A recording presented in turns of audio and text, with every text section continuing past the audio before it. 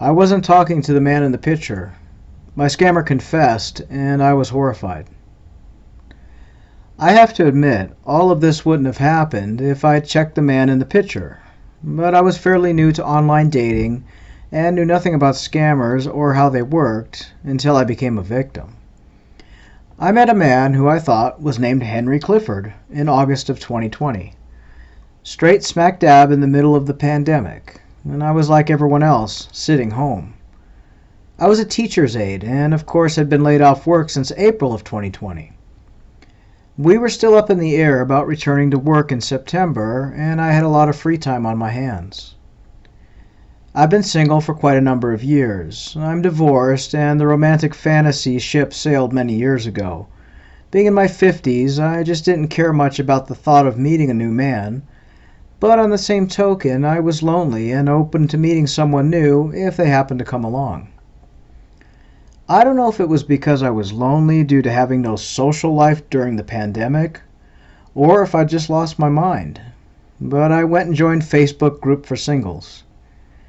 I think at first it was for fun and a little bit out of boredom, but that's where I met Henry.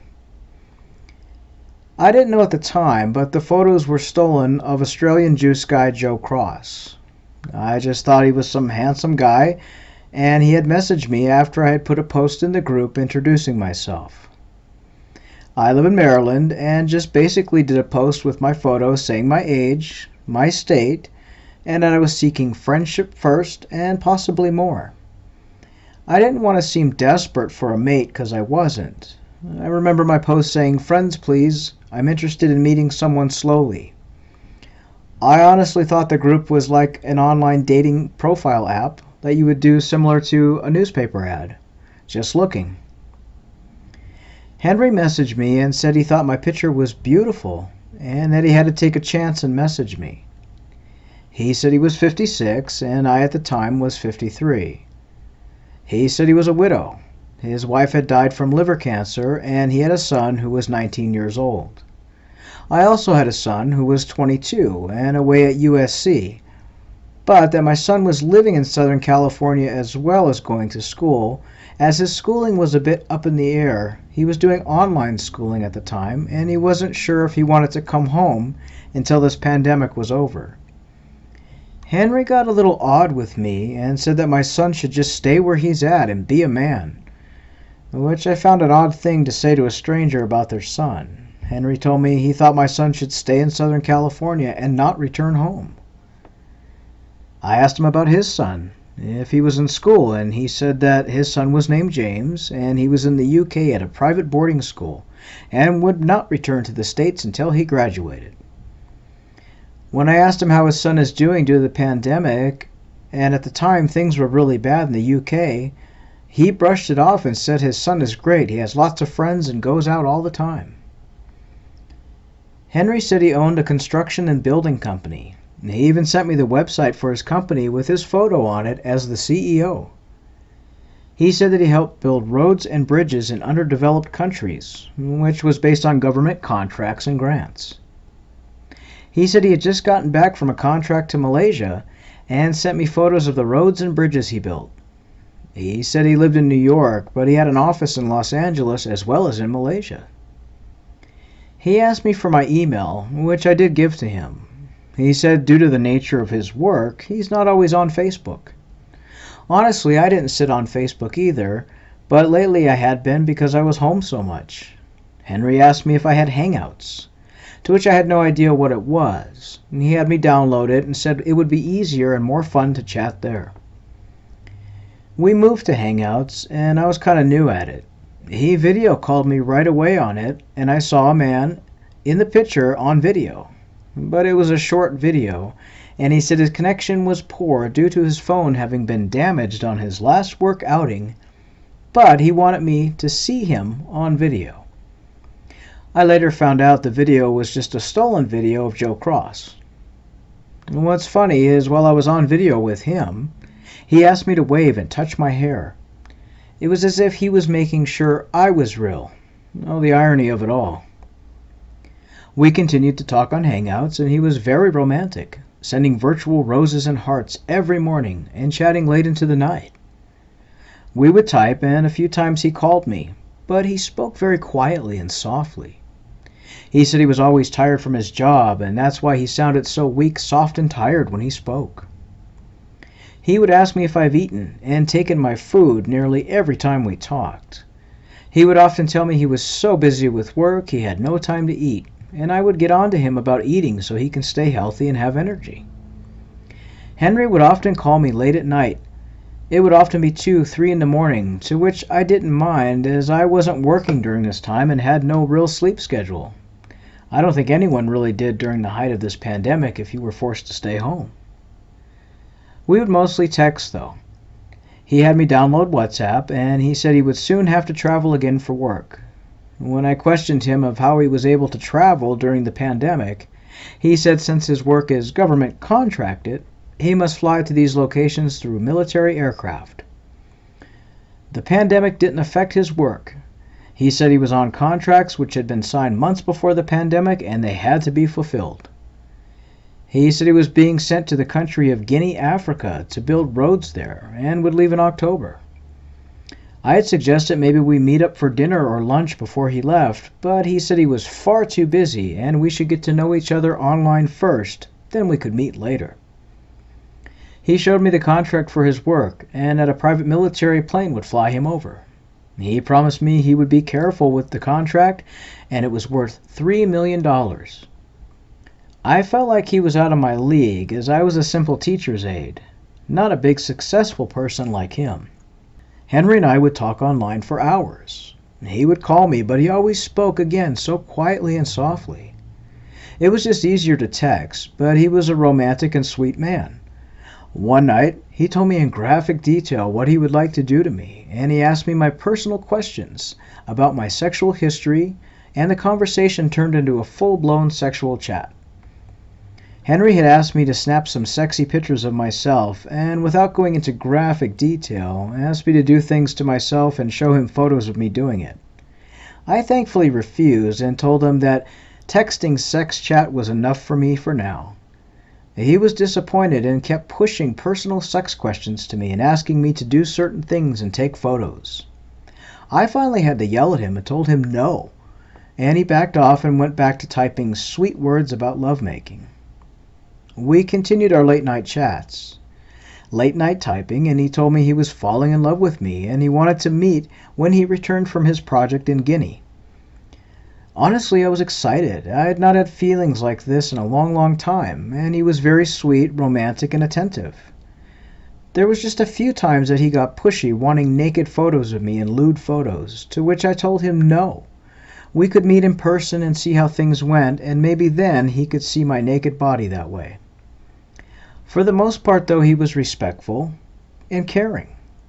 Anything like I had known before. There was a few times looking back at his spelling and sentence structure was a bit off.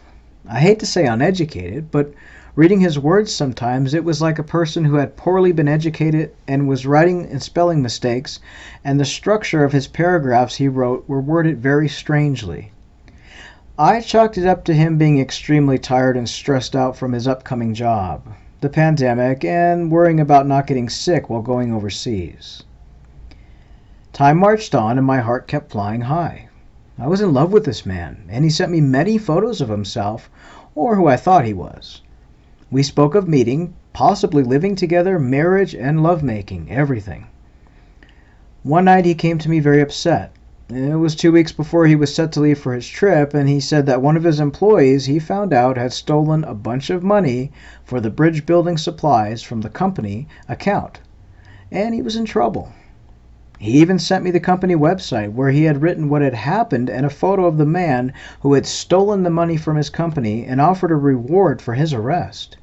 The photo of the man who had supposedly stolen all the company's supply money ended up being a stolen picture of a man named Fernando Pinto Gnomes, and his photo is used widely in scams. But at the time I had no idea who the man was in the photo, and Henry called him Jerry Wilson. He said Jerry had stolen $5,000, which was the cost to ship the supplies from the supplier and some bridge equipment. He said the government is angry in Guinea and they are holding the equipment and supplies at the shipping port until it is paid, which is a total of $4,300, and the rest, a total of $5,000 US, was missing for payment for supplies, iron bars, and for the bridge. He said since his employee took the money, the police have frozen all the bank accounts of the workers, including him, until they can investigate. He then asked me if I would be able to front him the money until he was able to get this cleared up. He said the shipping container with the supplies was being held in Port Harcourt, Nigeria, and the driver who would take the container to Guinea was waiting at the port until the container fee and supply fees was paid on the docks. By this time I was mentally gaga over this guy and wasn't thinking. That, coupled with me being awake for hours and hours every night. Then Henry would call me and wake me up a few hours after we talked all night because he missed me. I was sleep deprived, socially deprived except for chatting to him, and out of my mind, but I agreed to send the money. I had quite a bit from unemployment and in my savings. He told me the money had to be paid to the dock manager in Port Harcourt, Nigeria. I ended up wiring 5 payments, which totaled $5,000. I sent $1,000 at a time to this man's name in Port Harcourt, Nigeria. Henry told me he was the port manager, and once the money was sent, which it took me a few times and a call to Western Union due to a security issue in order to get this cash sent. It wasn't easy.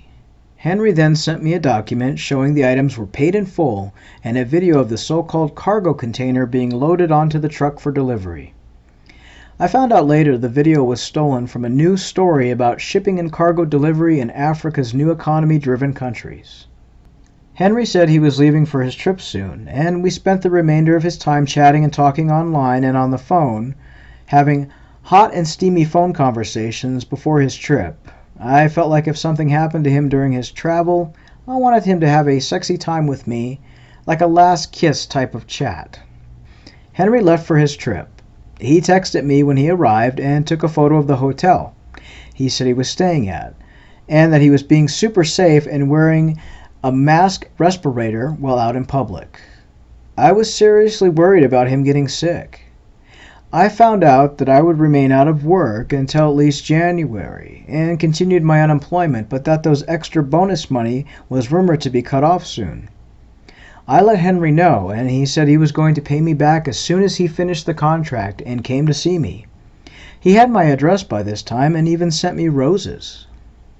He said work was going well until one morning he messaged me a photo of a bloody man's arm.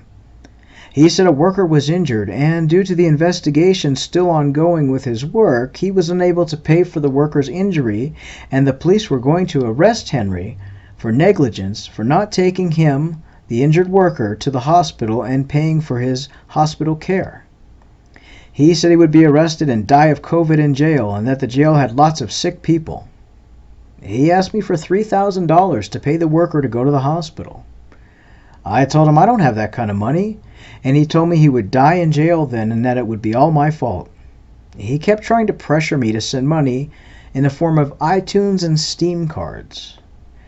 That's when things got a little odd in my gut. I went online for the information that I had, and to my horror, I found out that Henry was really stolen pictures of a man named Joe Cross. These photos have been used online by scammers often. I did some digging and also found that no military contractors are being flown out in private jets to build roads and bridges in Guinea, Africa right now, and that the company he worked for is not even real. Armed with this information, I confronted Henry. I demanded my money back and became enraged. I screamed at him on the phone, to which he hung up on me several times, but I continued calling again and again. I video called and video called. Finally, Henry messaged me and confessed. He said he was an 18-year-old guy from Port Harcourt, Nigeria. He claimed he was living in a house with other young guys and was being forced to scam. He told me he really loves me and wants me to come to America and make love to me. I about threw up. I'd been intimate online and on the phone with a boy younger than my son, who I thought was a man in his 50s. I was not only enraged, I was sick, and I told him off. He said his real name was Michael, and he started scamming with a group of boys. They have a boss who he says forces them to scam. He claimed he has fallen in love with me. To which I told him he is out of his damn mind, and he is younger than my son for a start, and he's nothing but a liar. I was honestly sick. I replayed all the sexy things I had said and let him listen to me. I physically threw up and became shaky and sick. This Michael boy said he wants to marry me and be with me. Come live with me in America. He said he's hungry, poor, and is beaten by the other scammers, and he's not allowed food or water. I ended up video chatting with him. All I could see was a dark bedroom with a TV behind him and big speakers. He was sitting on a bed, and he told me he really loved me over and over, and he would never scam again. I asked him where the other scammers are. He said they were all out and he was home alone. I wasn't buying this, but I kept talking to him. He gave me his full name, and I played dumb like I didn't remember or couldn't recall how to spell it.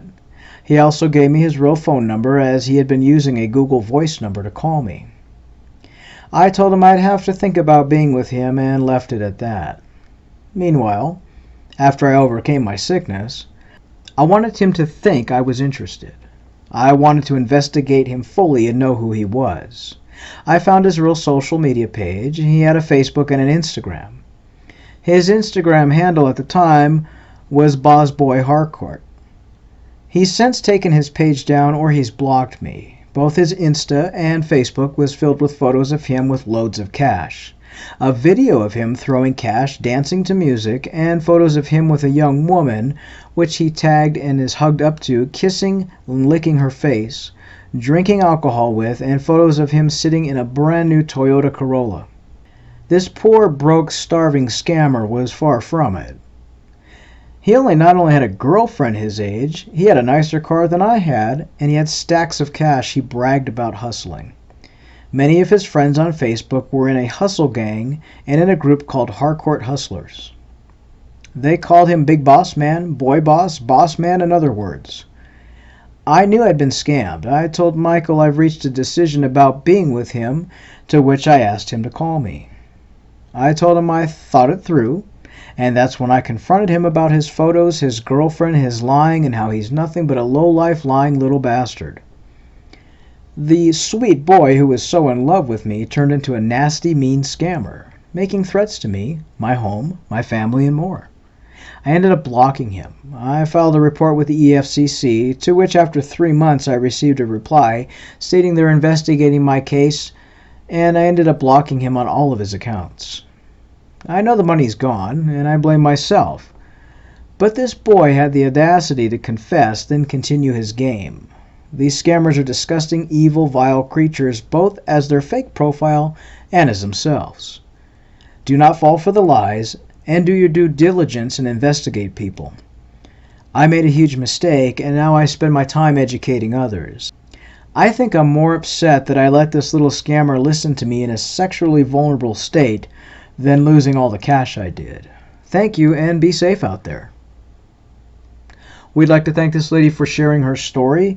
If you'd like to share your encounter with an online scammer, you can reach us on Facebook under the page Scamming Scammers Action, or drop us an email, scammingscammers@gmail.com. Please bring all the information you have. We will verify your story and narrate it into a video. Stay safe.